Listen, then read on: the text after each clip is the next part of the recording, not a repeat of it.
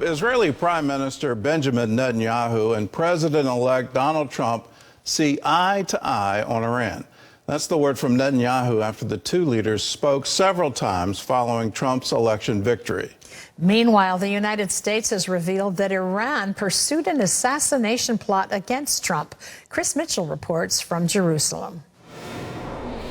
Netanyahu says he and President Trump are on the same page about the threat Iran poses to the world. These were very good and important conversations, talks designed to further tighten the strong alliance between Israel and the USA. We see eye to eye on the Iranian threat and all its components and the danger posed by it. In the meantime, Iran's supreme leader and foreign ministry are hinting they may be trying to race toward nuclear weapons. Our official stance in rejecting weapons of mass destruction and the peaceful nature of our nuclear program is absolutely clear. Meanwhile, as emphasized in the Supreme Leader's recent speech, we will get equipped with whatever is necessary to defend Iran. The foreign ministry spokesman also denied Iranian plans to assassinate President Trump.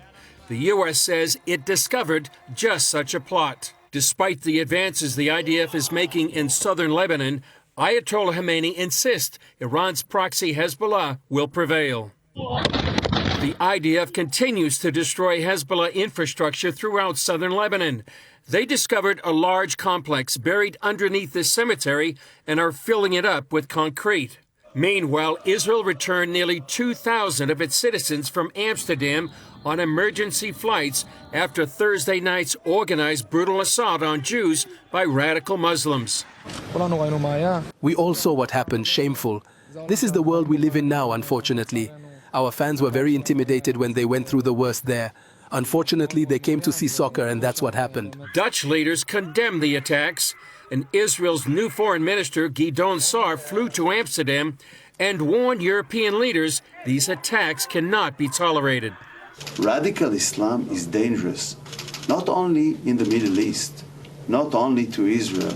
It is dangerous to Western society. If you compromise with this mob that made yesterday these barbaric attacks in the streets of Amsterdam, finally you cannot recognize the society and the country you are living. And this is the real danger today. Netanyahu drew a connection between the recent ruling of the International Court of Justice and the attacks. In both cases, it's a dangerous anti-Semitism that aims to make the Jews and their country helpless. Netanyahu also appointed U.S.-born Dr. Yakil Leiter as Israel's new ambassador to the United States. Dr. Leiter's son was one of the first IDF soldiers to fall in combat in Gaza last November, and soon after, he appeared on the 700 Club.